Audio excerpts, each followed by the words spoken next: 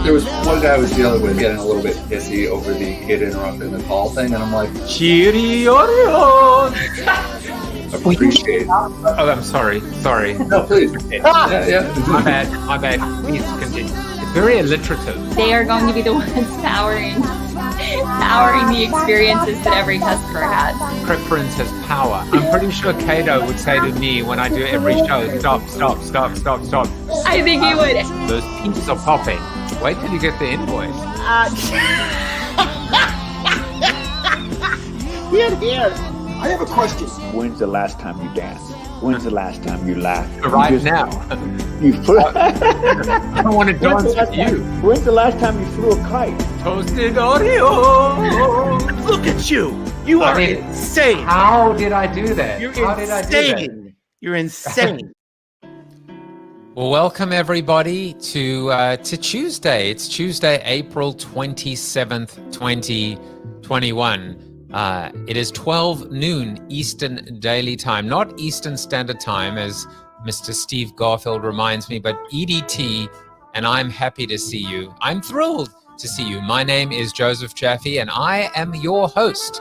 I'm the host with the most, or at least second most. I don't always have to have the most, but when I do, it's generally because I have a great guest, like Carol Kaemmerer. Carol is an executive branding expert, and she is my wonderful guest today. I see from the comments that Mr. Steve Garfield is here. He's making sure that, in fact, I did not mess up, and I didn't mess up. EDT for you, Mr. Garfield. Tom Morris is here, fresh from watering the garden. Farmer Brown is here with some fresh eggs. At least we used to have a Farmer Brown in South Africa. He was quite famous in commercials. But enough about Farmer Brown. Let's talk about the fact that today is Babe Ruth Day. Happy Babe Ruth Day. Never let the fear of striking out get in your way. And it's very interesting, by the way, very interesting today, because you will notice on Babe Ruth Day, there is someone else in the news. Angels two-way star Shohei Ohtani made history on Monday night, becoming the first player in nearly 100 years to start a game on the mound while also entering the day leading the majors in home runs. He's leading the majors in home runs, and he is a pitcher. This is incredible, amazing, wow, like unbelievable. Definitely someone to watch. I'm sure Babe Ruth is watching from up top, or maybe below, we don't know, but he's watching, he's paying attention. I hope you're paying attention, because tomorrow, Bill Gurton will be in the house at 9, and then Brent Menswar at 9 o'clock as well on Thursday. So we shift from 12 noon on Monday and Tuesday to 9 p.m. on Wednesday and Thursday, and I hope you will join us then. Little update on the Jaffe coin. I think we're a little bit higher today. Looks like there's a lot of activity in Jaffe land at the moment. And so for those of you that are supporting the expanding Jaffe economy, thank you. I think we're up at about $2.10 as well. I'm excited about the way that we are going to continue to recognize and reward people that are part of the Jaffe economy. And as I mentioned yesterday, we are going to be doing a couple of things. Like, for example, when I record at 12 for a 9 p.m. show, pre-record, Jaffe coin holders will be able to access an unlisted YouTube URL, and will be able to watch the show live when it is actually recorded and be featured on the show, like Glenn is being featured as well. Glenn is making a first impression. Glenn, we're doing something else which is kind of interesting, which is when people actually now purchase the Jaffe coin, send the Jaffe coin. In other words, tip myself or my guests on the show. There are going to be audio cues as well. So soon enough, you will actually be able to hear your donation or your purchase live on air. So a lot of interesting things to look forward to.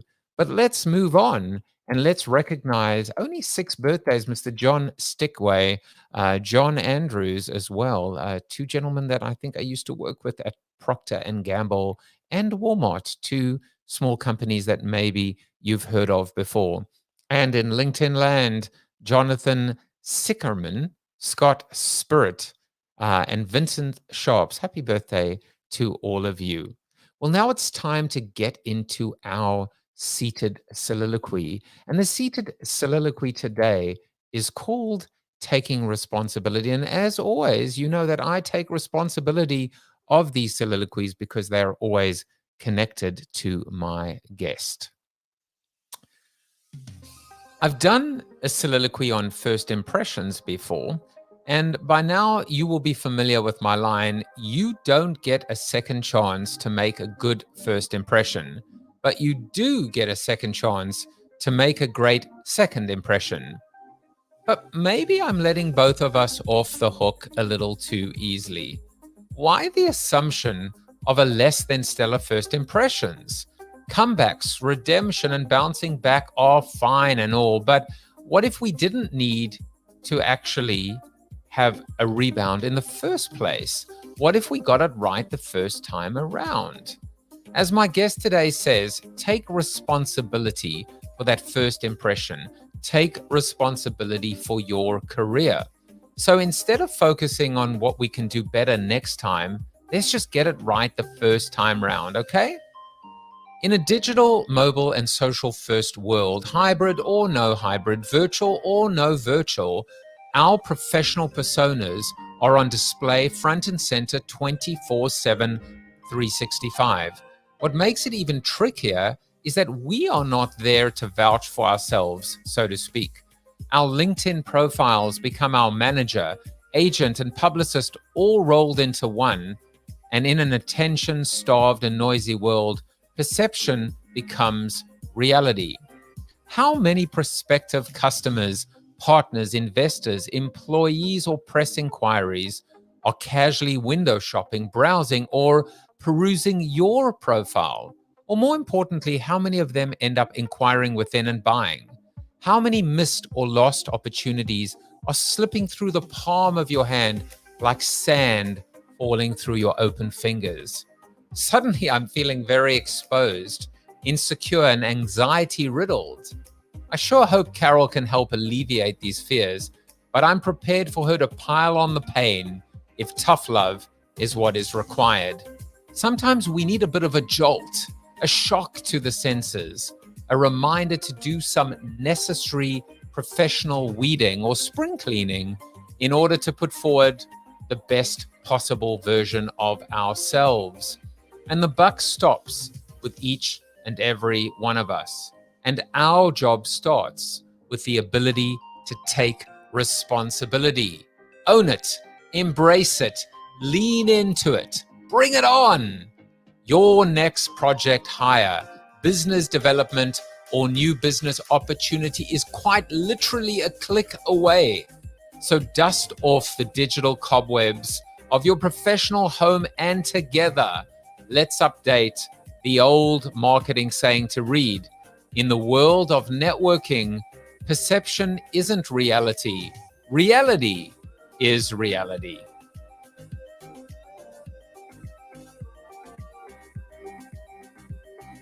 Well, now it's time to really, reality, bring on Carol Kaemmerer.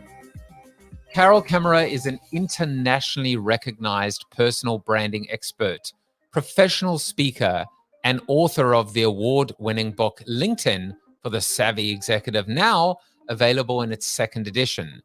Since 2011, Carol has focused her communications expertise on helping C-suite executives and senior leaders use LinkedIn powerfully, creating positioning and messaging that reflects their business passion with authenticity. She optimizes her clients' ability to be found on this essential social medium to increase their visibility and influence, attract high-performing talent, and steer their career.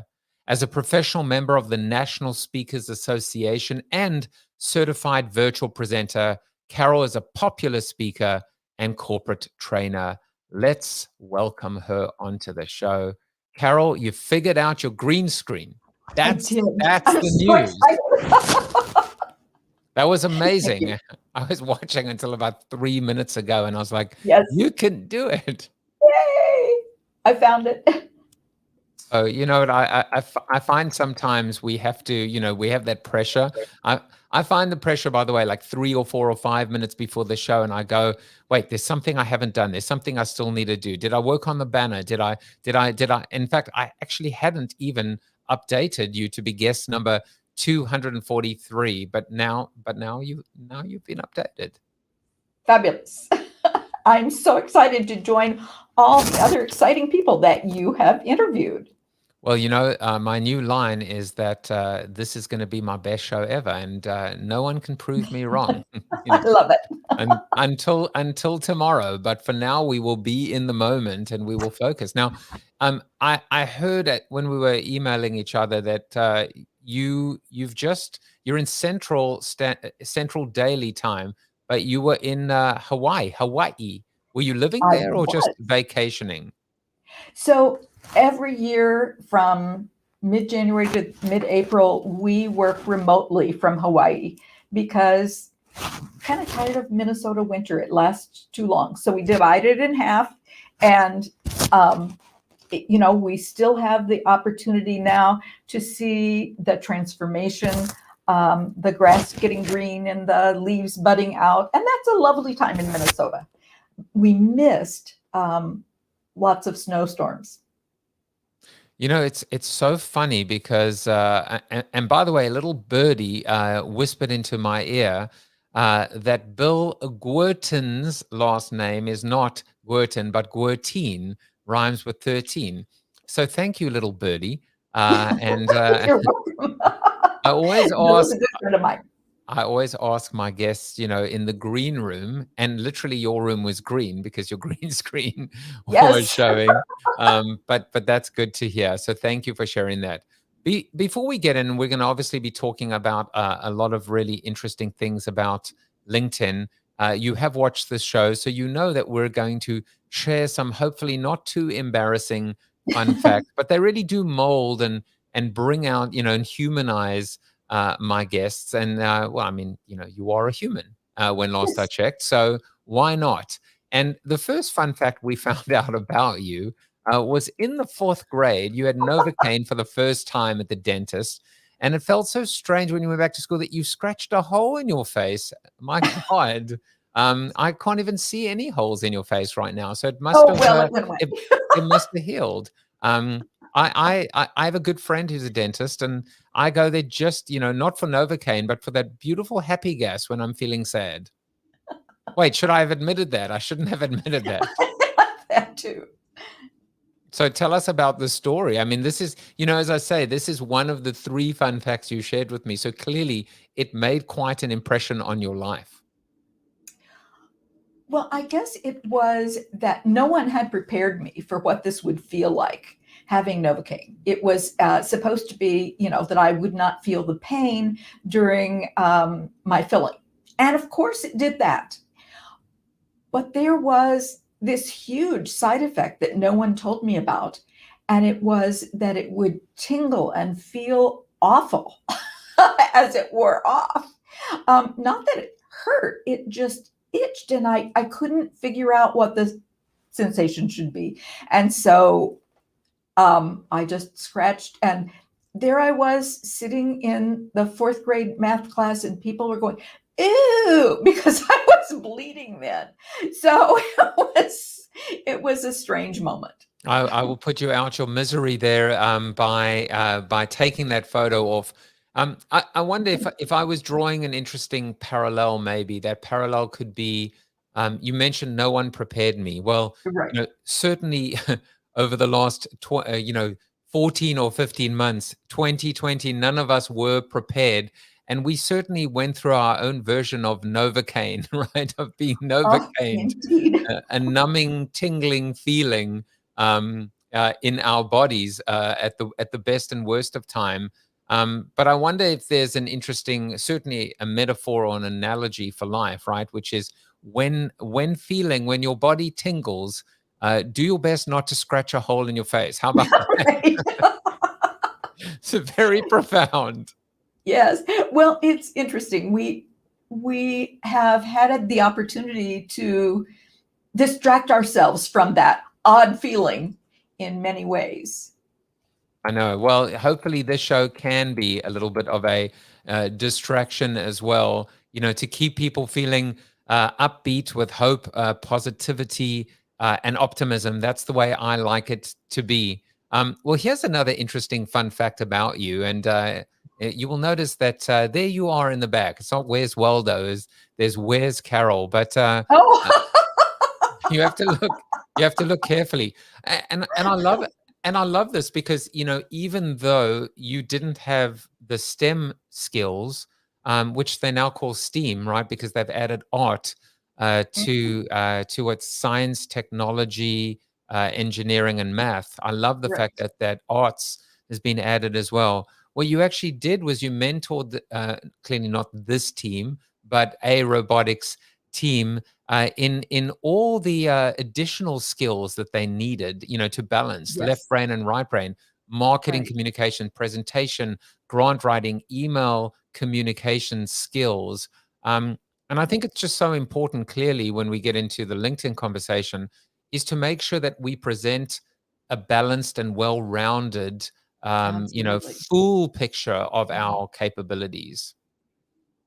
Yes. When we use our full capabilities in LinkedIn, we have the opportunity to draw the full range of things that are right for us, those opportunities that come to us because we've been fully transparent, fully authentic. Well, I had Lauren Griffiths on the show, and she just, talk about going viral. I think probably she said over 1 million, probably over 1 million views, and maybe at this point 400,000 comments. And what she did was she changed her LinkedIn profile. Instead of the made up and the coiffed and the professional image, she went the exact opposite way and showed herself without makeup, with hair that hadn't quite, dried yet from stepping into the shower, in a sweatshirt. And people really connected with that, in so many ways. But the bottom line was it was authentic for her. It may not be the advice that we give professionals. In fact, it may be do the exact opposite, but it worked for her because it spoke to her truth and her authenticity. Yes. So that was to me. So that was to me like one of the most amazing stories, and I love these LinkedIn stories. But we will get to them soon enough. Before we do, there is one more story, and I thought maybe you would be able to share that with us. And this is the best I could do. But you were short for your age. I was short for my age. I remember at the age of 15. Going on a tour. There were 39 of us. I was the second shortest person, both male and female, in the group. And I never thought I would grow. I'm just shy of 6'1" today. Oh, but you were called little girl by people well into your middle school years, and you hated that. And I would love for you to, to the extent you're comfortable, to share, how you dealt with that, how you deal with that, and how maybe that pushed or harnessed or motivated you to push away from that, and kind of leave that in your past. Okay, so one of the things that I concentrated on was my not short intellect. I just maybe it pushed me to appear brainier. and maybe I looked precocious because people thought that I was young, and I wasn't. It wasn't that I was old, but I remember going to a restaurant. I was all dressed up. It was a big family affair, and my brother, who's 3 years older than me, or 3 years younger than me, they handed him a menu. I think he was in the first grade. I was in the fourth grade, and they thought I couldn't read. So So, I sure that I outperformed. Maybe it was something that channeled me to excellence. I wanted to make sure that even with my short stature, that people would not overlook me. Well, and I'm looking at the comments as well. Anna Bowman says, "You clearly have a big brain, as well as a big soul, and a huge personality too." And I mean, I think the thing is, look, it's like being handed, the kids menu, but Right. I'll give you like just an example that we can all, certainly identify with, which is being carded. Right? Being carded when we're 16 or 15 years old, no fake IDs, being able to, noting how some people will get into a bar or get served alcohol allegedly, etc. And, and then what happens is once we are of legal age, you see, I can talk about all my transgressions in South Africa, but Oh, yes. once we are of legal age, of course, there is nothing more embarrassing and humiliating than being carded, and even though we are of age. But the irony, of course, is in the moment, it feels like the whole world is looking at us. And then we get to a point where we just dream of the day that someone is going to think we look younger than we actually are. Yes. So I guess the point is, no matter what these feelings are in life, whatever those perceptions are, we get to a point where we look back on that, hopefully, and just laugh and realize how things will always steer us in the direction that they were meant to. Yes. Well, it is interesting. I have, with regard to carding, when we go to the Total Wine store, which is our local wine store, they card everyone. But it always feels like such a big joke that they should card me. It has that different fun feeling of being carded, even though they're not picking me out of the crowd to do that.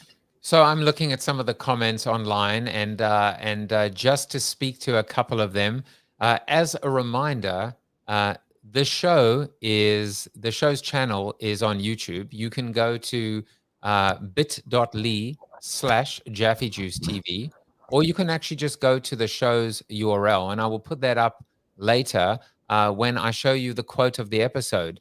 All you have to do when you actually watch one of these episodes on YouTube, there should be a little subscribe button, which, let's see, there, right? It's about there on the video. And all you have to do is click on subscribe. And hopefully that way you'll always get alerted, notified whenever a new show is broadcast. But the most important thing is YouTube is the home of the show. So just to remind you as well, rather than slap one of my regulars on the wrist, I'm just going to gently nudge him towards YouTube. And I will say to him, Mr. Stephen Rubin, if you would like a demo, I will gladly hold your hand and serve the subscription to you on a silver platter, my friend. How about that?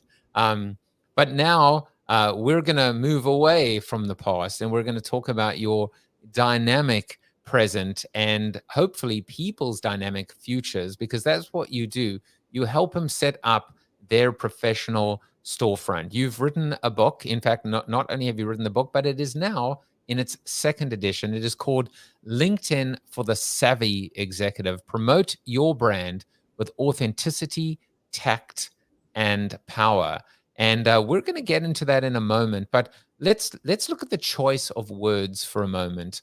Authenticity, tact, and power. Why these three words? And I would love for you to define them in context as to why they ultimately are these three pillars that really kind of prop up the idea of a personal or a professional brand in this B2B social networking environment. Well, the first is authenticity, and authenticity is being transparent, is being truly you. And the truth is that people buy from people they know, like, and trust. So when we come across authentically, we are automatically more attractive to others. So that's the first pillar. Just really share who you are, because when you share who you are, you're attracting your ideal opportunities, whether those ideal opportunities are new clients, new customers, new business partners and referral partners, perhaps new job opportunities, opportunities for you to give of yourself through a nonprofit, for instance. So when we are authentic, we attract just the right opportunities for us. Tact. Now, before we go into tact, Mhm. you know, do you think that, I mean, I'm going to assume, so I'm going to say, why do people struggle with authenticity? Why do they, when we say to someone, be yourself, why do people struggle with that, with that idea? Is it because they don't know who they are, or they're not sure how to convey or communicate that in a professional setting? I think both. It is interesting. Sometimes we think that we need to edit ourselves so that we appear very Harvard Business School, so that our business opportunities will find us because we're using all the right business catchphrases. But when we do that to the exclusion of our passion for a particular nonprofit, or the way that we show up in the workplace, it just doesn't really serve us. We sound like everyone else. We think often that we should sound like everyone else because that's the norm. We want to match or blend in. But the problem is that if we blend in, we don't stand out. And if we Right. don't stand out, we are not selected for those opportunities that would be right for us. So does that mean, in terms of standing out, when you Mhm. are, you know, a grain of sand on the Mhm. shores, on the beaches of LinkedIn, what does it mean to stand out? Does it mean taking risks? Does it mean being creative? How do you stand out when ultimately your container is a template? Yes. Well, I always start with understanding the person's brand. And, taking risks is not part of everyone's brand. But if we use the words that associate us with our brand or our heart center, then we'll be found, because LinkedIn is a search engine and it's looking for keywords. It's trying to match the keyword that's being searched for with all the people that have used that keyword a lot of times. And so it is a strange playground, a strange sandbox, so to speak. It is boxed in. But there are some principles that I Mm. use for determining that. Well, And we'll get they're to that helping as me. well. Yes. Words matter, right? And that's why Oh, we're they do. discussing authenticity, Yes. tact, and power. By the way, Anna Bowman says she's got a different take on Harvard Business School, on HBS. We get it. That's it. In fact, for Anna, I'm going to have to do this one specifically for her, Excellent. which is Harvard.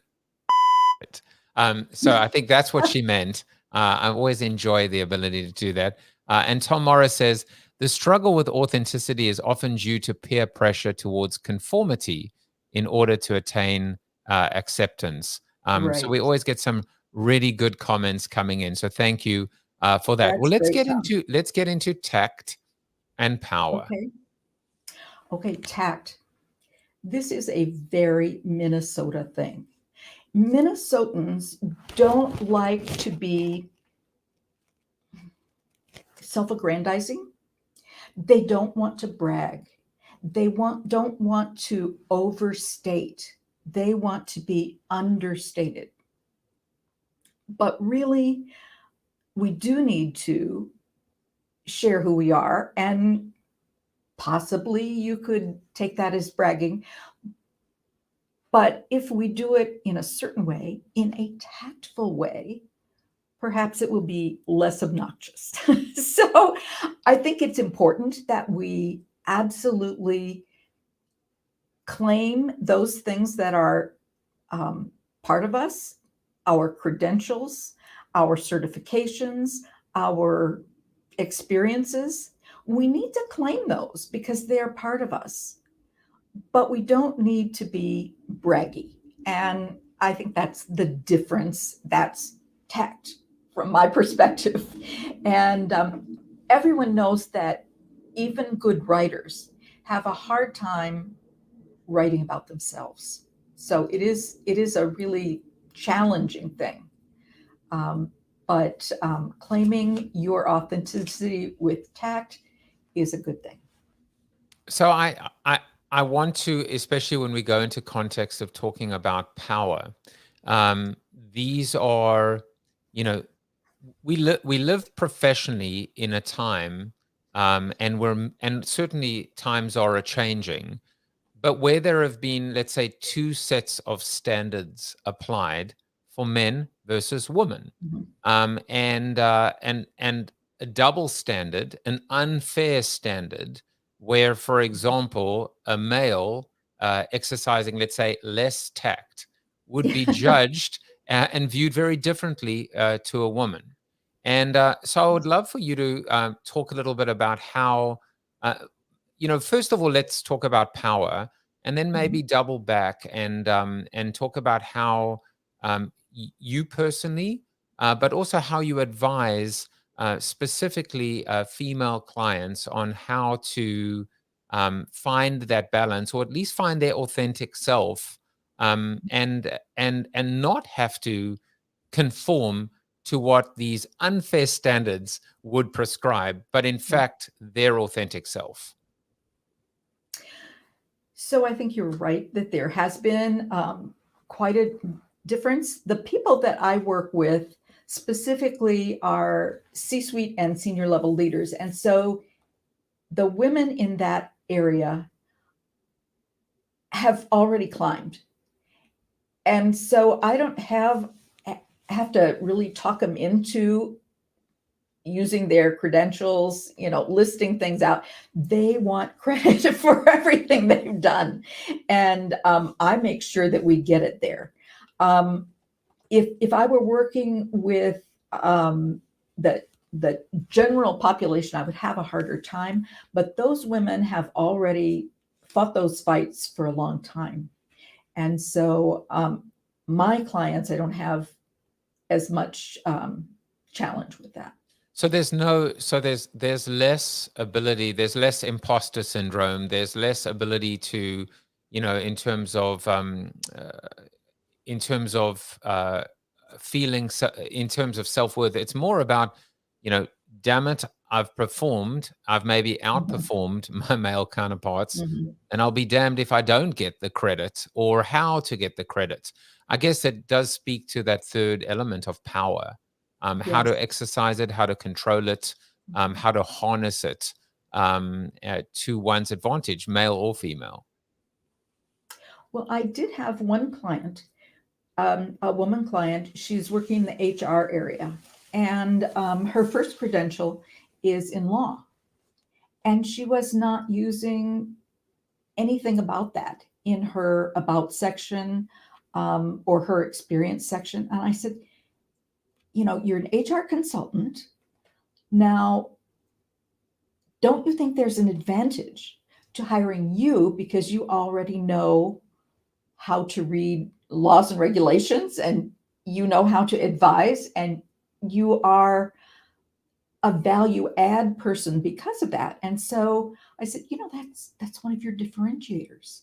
And so that was one case where we said, hey, claim this. This is important. This is part of your background. And although you are not, actively litigating cases or anything as a lawyer, the fact that you are trained that your mind is trained to think like a lawyer means that you, with your HR practices, will be sharing best practices that will keep the company clear of litigation.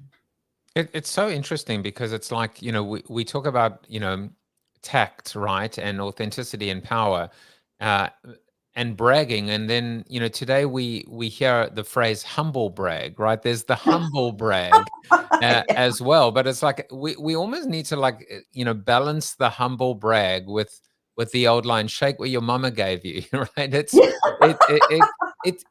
the fact that when we've worked hard and earned the right and earned our seat at the table, we deserve the ability to communicate that. And, and certainly we're going to talk about that now with respect to how to do that in LinkedIn without seeming precocious, without seeming, to be the opposite of the humble brag, which is because nobody likes someone that just talks about themselves all the time. And, as I often say, don't tell me you're smart, just be smart.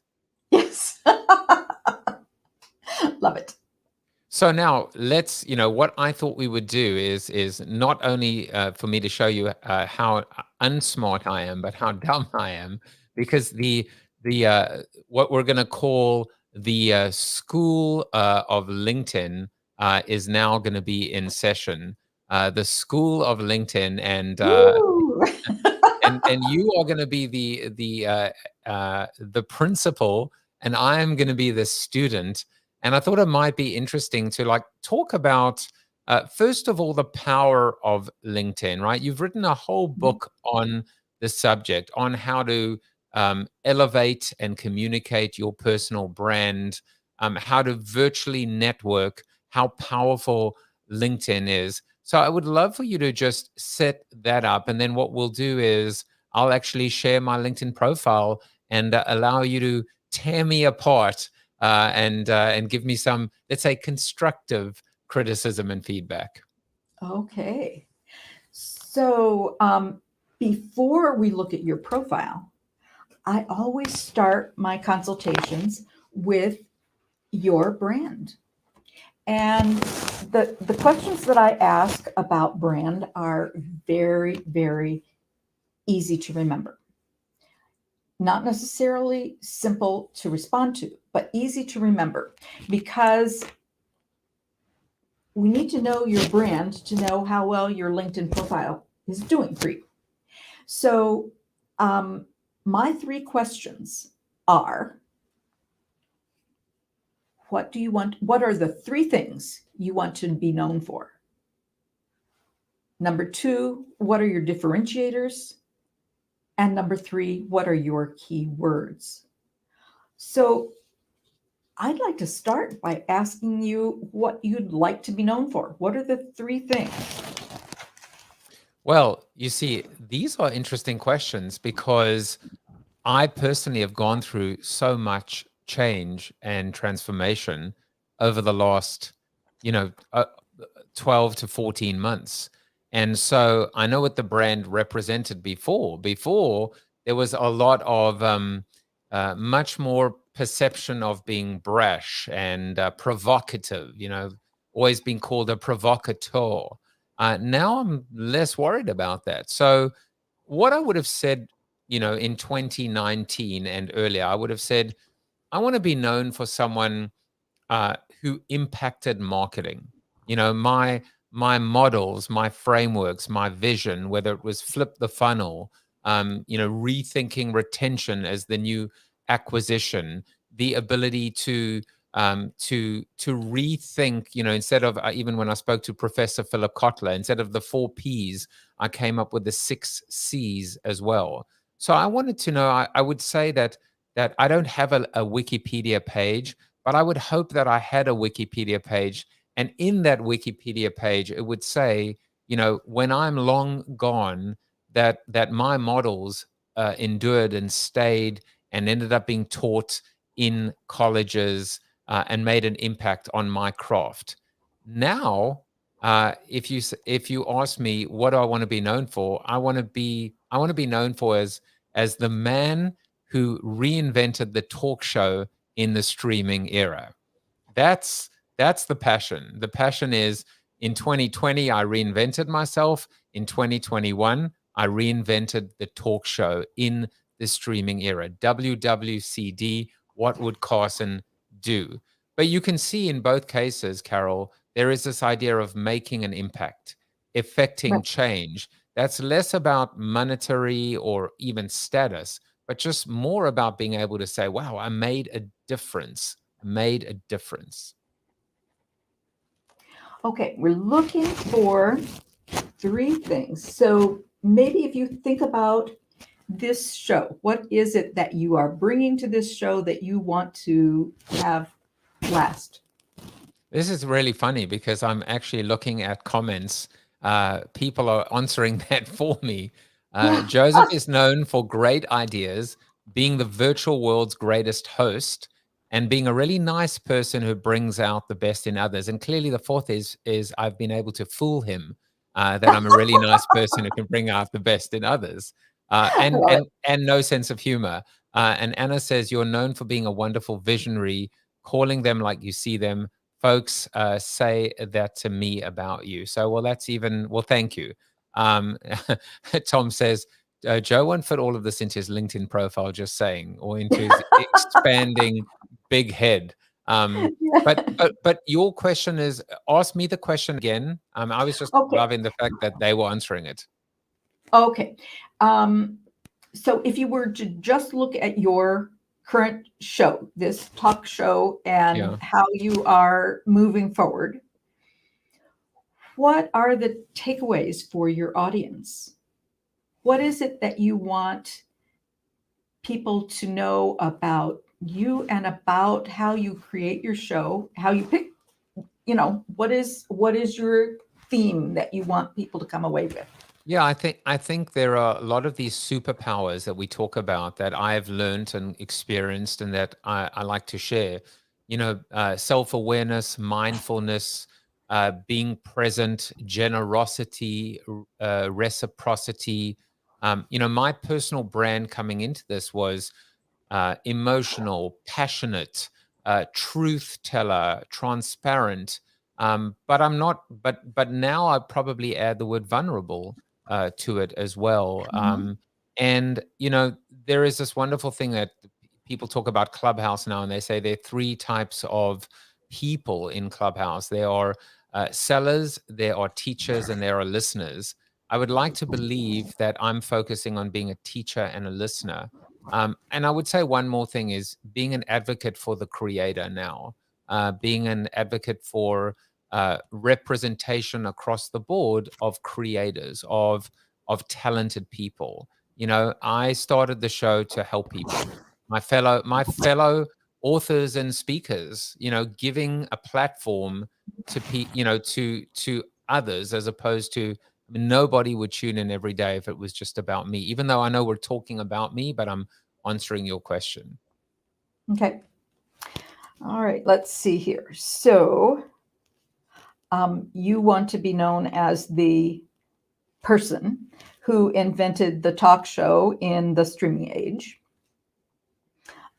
You want to be known as a visionary who helps people understand some superpowers, including self-awareness, generosity, reciprocity, vulnerability.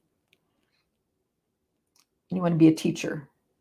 Yeah, I want to help. Helping is important, but even more so than the visionary statement, I think it's just more of I think the thing that I've always battled with internally is just getting the credit and the recognition, the respect for my contribution, because the reality is there are a lot of people, it doesn't come naturally to people to compliment others and to give people credit.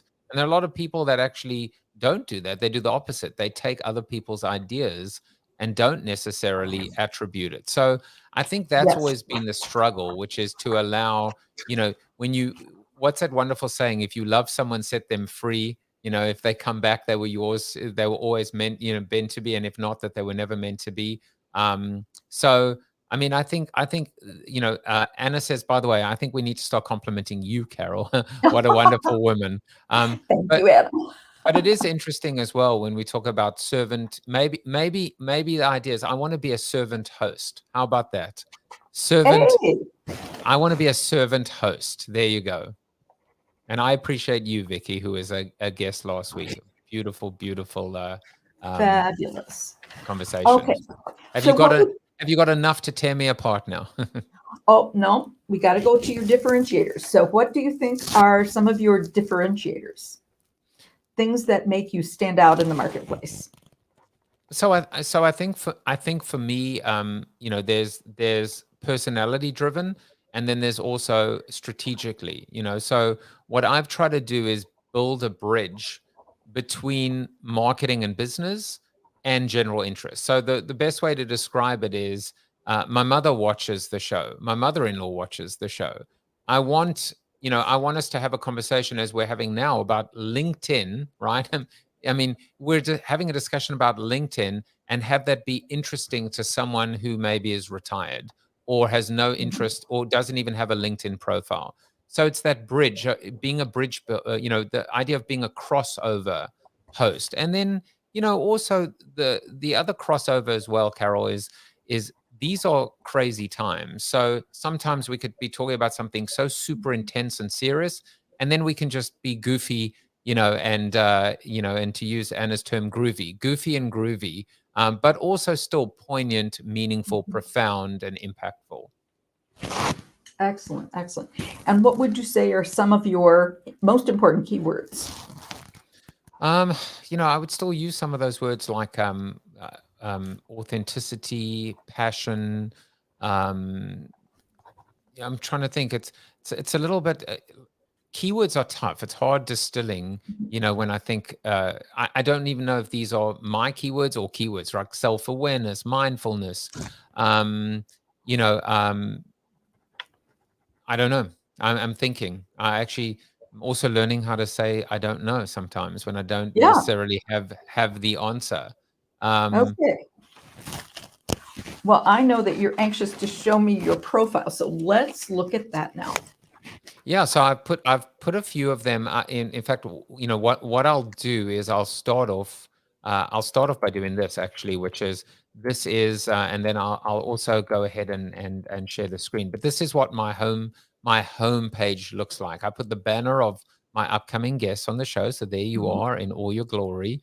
And you can see, some other things as well in terms of now being able to refer to myself as a host, as opposed to speaker, author, etc. And then moving on a little bit as well. I mean, I don't seem to see too much ability or flexibility to customize and personalize. But maybe you see something that I don't. I do. So do you want to show me the rest? Sure. I mean, there's not, in fact, what I will do is I will stop sharing that and I will start sharing my actual, let's see, share screen. And what we're going to do is here we go. So now you should be seeing, tell me if you are, let's see, let's put that up there. How about that? Now that is actually a live, that Yes. is my LinkedIn profile live. All right. So I'm going to go and look at it. You tell me what to do. I will click Okay, around. stop there. Oops. Stop. Back up so I can see your headline. Okay, your headline is right under your name, and we have the ability to customize that. We have 220 characters to add value to you and to our understanding of you. And right now, probably this headline is being picked up from your current position, and it was probably auto-filled by LinkedIn. I would recommend that you take that position, that of headline, and I don't think you can do it in real time because this is a big deal when you change your headline. So I don't want you to change it right now, but it could be that TV host, as you have it now, with a colon after it, and then See if I can. You never know. all right, There you put go. put a colon after that. I like that. Okay, now we want to build How three about just things. saying, how about even just saying, Okay, TV show host, or that's fine. Okay, I think I know where you're going with this one. What's okay. something that is action oriented maybe, or go for it. Yeah, okay. So when I work on this, usually it takes me an hour to come up with, like 20 things, and then we evaluate them together. But I like your reinventing. Okay. All right. So you could start with reinventing.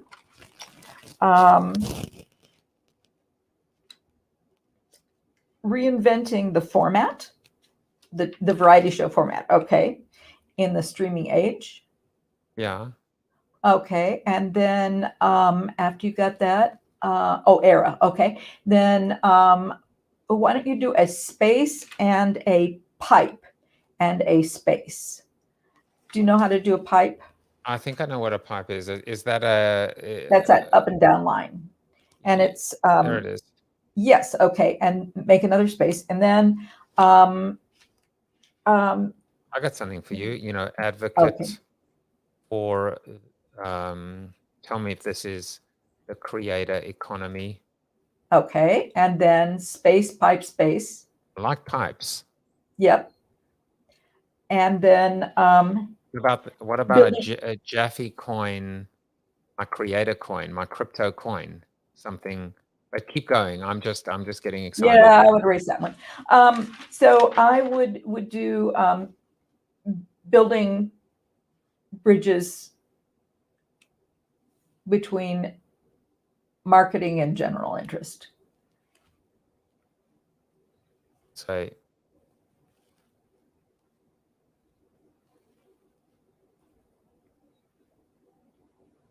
general interest, you like that versus Anything that you want to say.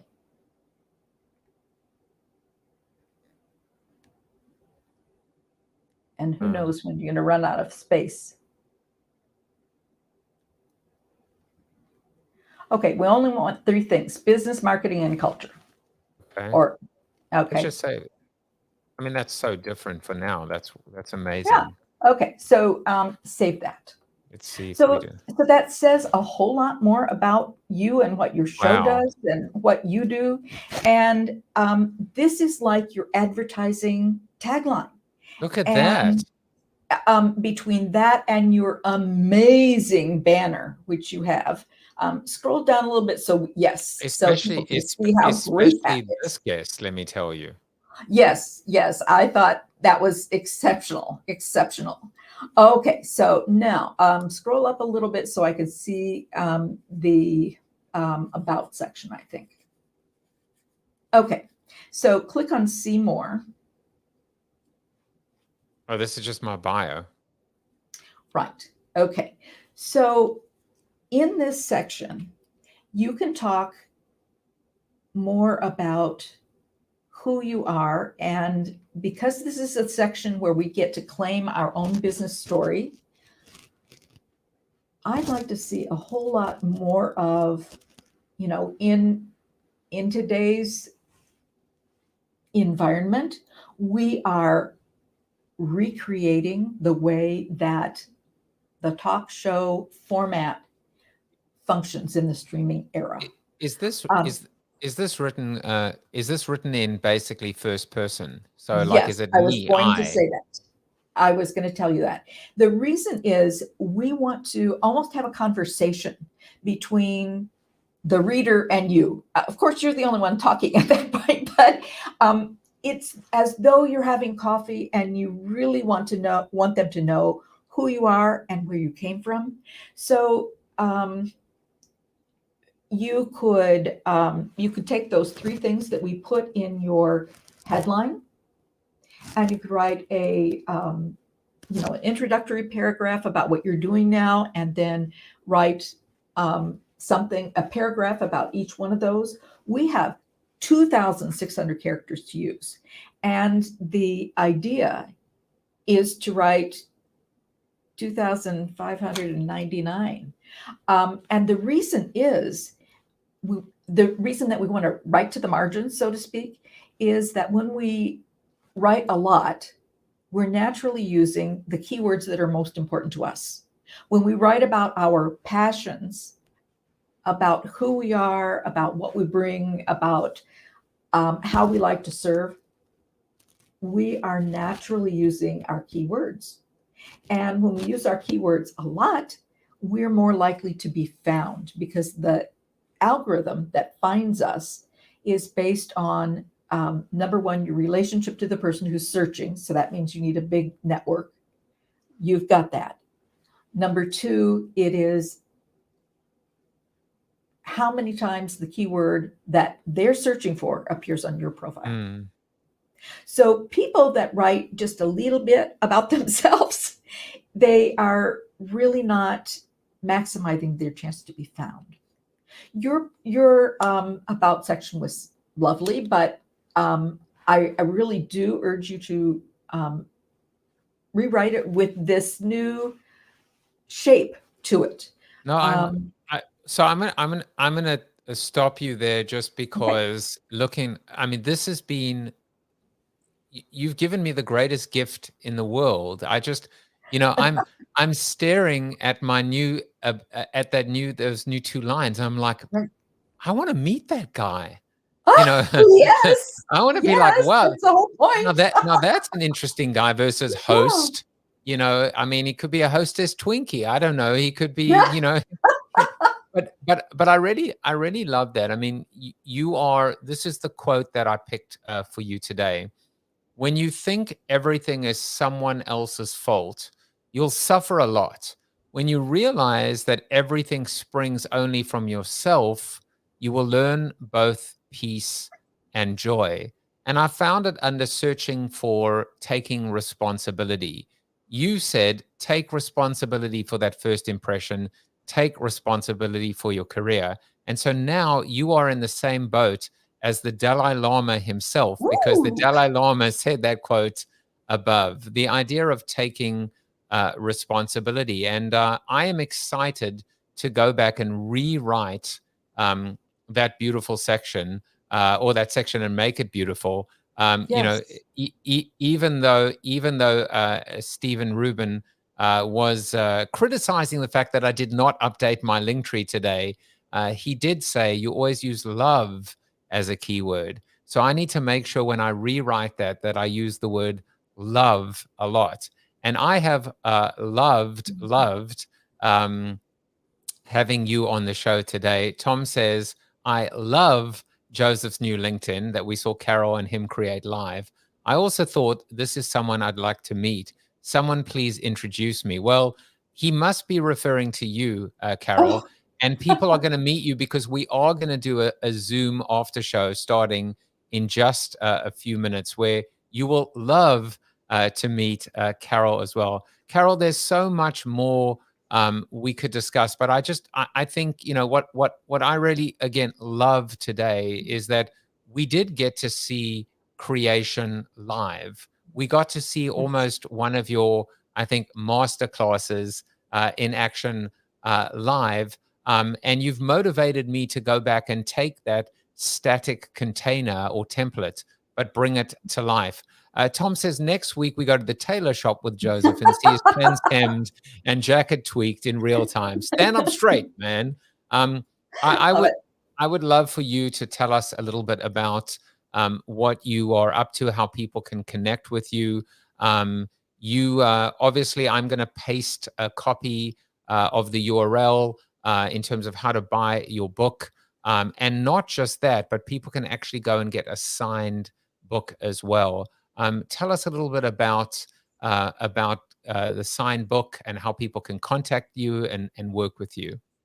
Okay. So you talked all about being an advocate for the creator. And my book, of course, is available on Amazon, but Amazon takes 60% of the book price. And so I'm advocating for myself by using my own link so that I can be in charge. I will send you an inscribed book. I will be happy to do that. You get an author inscribed book, and I get my book price, which is wonderful. I posted the Amazon link, but now I'm posting your link as well. So ignore that previous link. Go to the real link. I love what you're doing. Go to carolk.yourfeaturedauthor.com, and that's where you can buy a copy of the book. Yes. So that's one thing. If you know how to spell my name, which is a challenge, but there it is right there at the top, Kaemmerer. If you know how to spell my name, you can find me on Google, you can find me on LinkedIn, you can find me on YouTube. My website is carolkaemmerer.com. So it all starts with futzing around with my name. If you can do that, you can find me.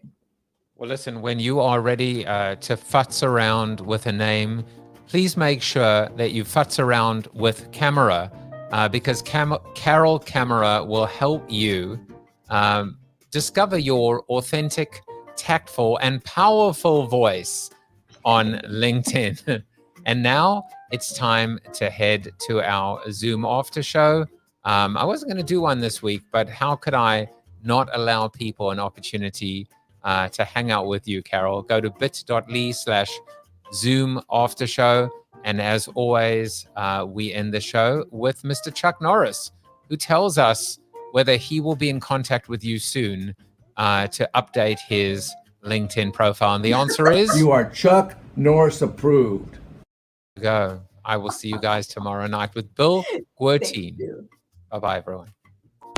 Thank you for watching the show about hope, positivity, optimism, and if there's time left over, a little bit of marketing with your host, multiple author, and global keynote speaker, Joseph Jaffe. If you like the show, tell a friend or two. Please subscribe to the show. And if you want to get inside news, previews of upcoming guests, and much more, visit josephjaffe.com/subscribe to sign up for the show's newsletter. And despite the best ministrations of your wife, you still look ugly.